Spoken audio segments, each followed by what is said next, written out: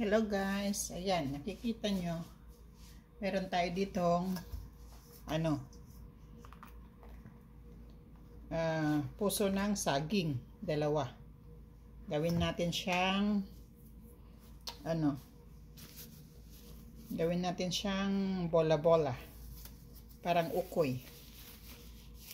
Noong nasa Pilipinas ako, maraming nakaka-relate diyan. Nakaalala. Nung nasa Pilipinas ako, yan ang tinitinda ko sa school. Ayan, umpisahan natin. Mag-gloves tayo para hindi hindi magmancha yung kamay. Okay. Tatanggalin lang natin yung first na ganyan niya. Para hindi siya masyadong matigas.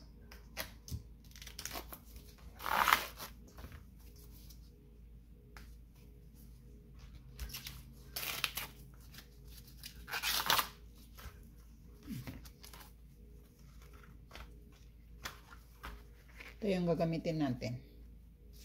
Ganun din ang gawin natin sa isa.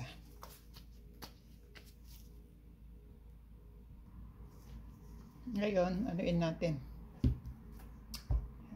I-slice natin siya ng maninipis. Yan. Talagang maninipis. Saka natin siya ilaga. Hindi maganda yung handle ko. Siya. Pero isample ko lang sa inyo kung paano ko gawin.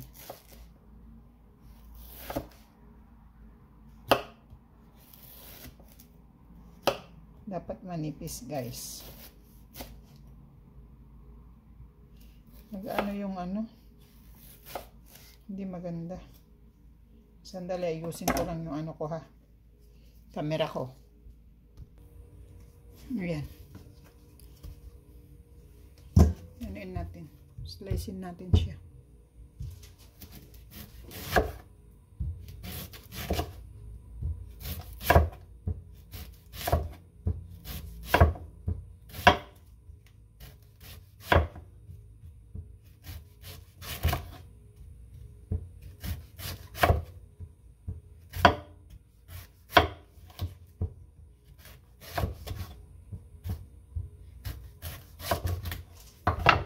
Ganito ang kahihinatnan niya, guys.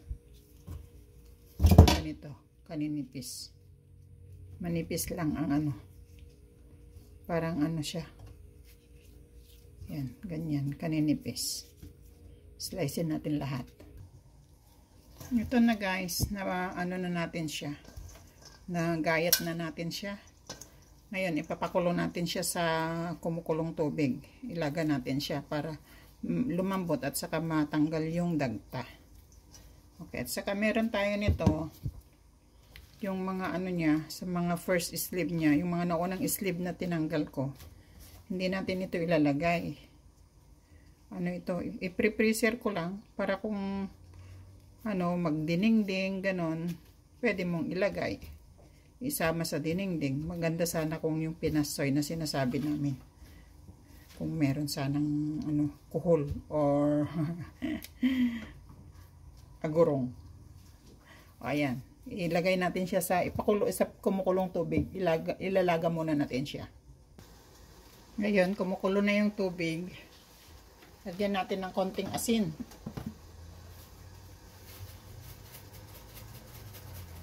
Para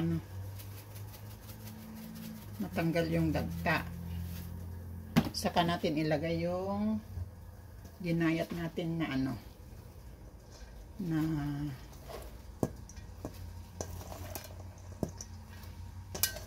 puso ng saging. Ayan. Antayin lang natin siyang malaga. Ilaga natin siya.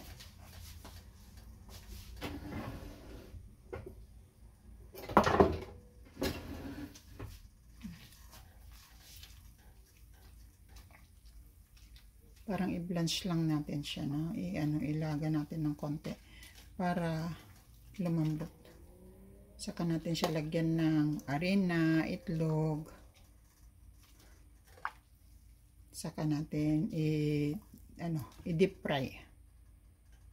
Okay, antayin lang natin siyang kumulo. Saglit. Ayan guys, 5 minutes na inano natin. Tanggalin natin siya sa tubig. Luto na to. Yan, malambot na siya. Saka natin siya hugasan ng malamig na tubig. Saka natin siya timplahin.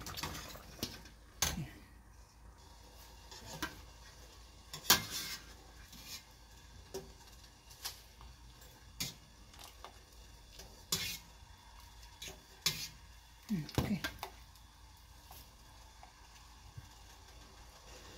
Ngayon guys, yung pinaglagaan natin ng yung ginayat natin, ilagay din natin ito. Yung bulaklak ng saging. Yung tinanggal natin ng mga first layer niya kanina. Para i-blanch din natin siya. Saka natin inilagay. Pag lumamig, ilagay natin siya sa freezer.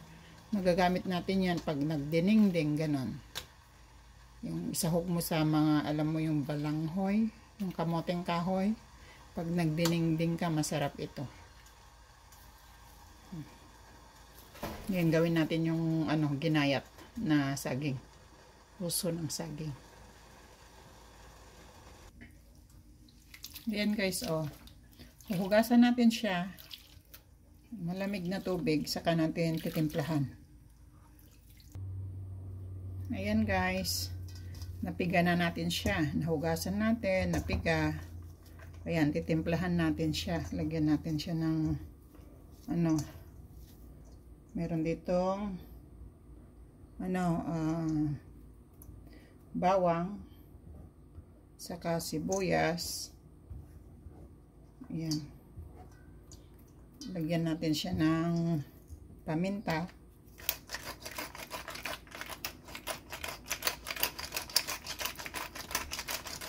Mas maraming paminta, mas masarap. Para siya, manghang-anghang. Okay, yan. Tapos, lagyan natin siya ng magic syrup. Kahit lang, 2 kutsarita. Okay. Lagyan natin siya ng konting asin. Pins. Tapos, lagyan natin siya ng itlog. Isang itlog. Saka natin siya lagyan ng dried kalamang. Shrimps. Yung, tawag niyan? Maliliit na shrimp. Yan. Halo-haloin lang natin siya. Saka natin lagay yung arena.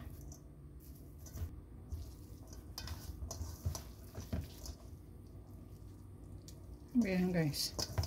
Lagyan na natin siya ng arena. Bali ito? 4 tablespoon na arena.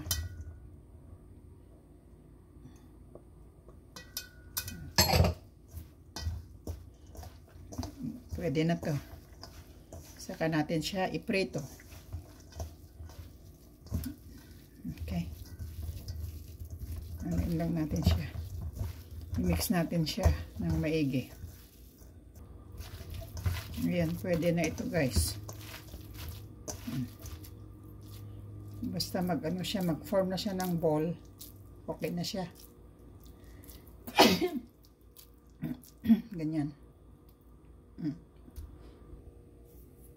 Ito na siya guys. Yung yung nabola-bola natin. Ngayon, ipriprito natin siya sa mantika. Okay. Ayan guys, nagpainit tayo ng mantika. Ayan, ipriprito natin siya. 'Yan.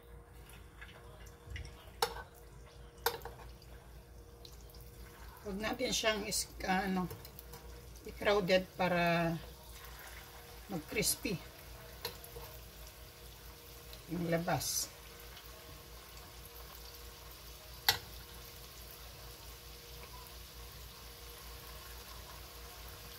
Ayan.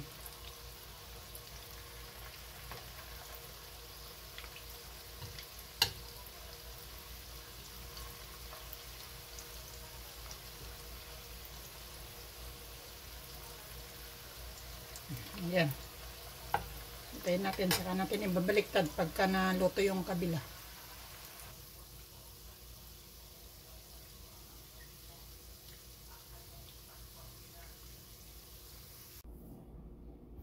Ito na po yung ating finished product. Saging na bola-bola. Pwede ito sa vegetarian. Walang meat. Yan ang ating sausawan.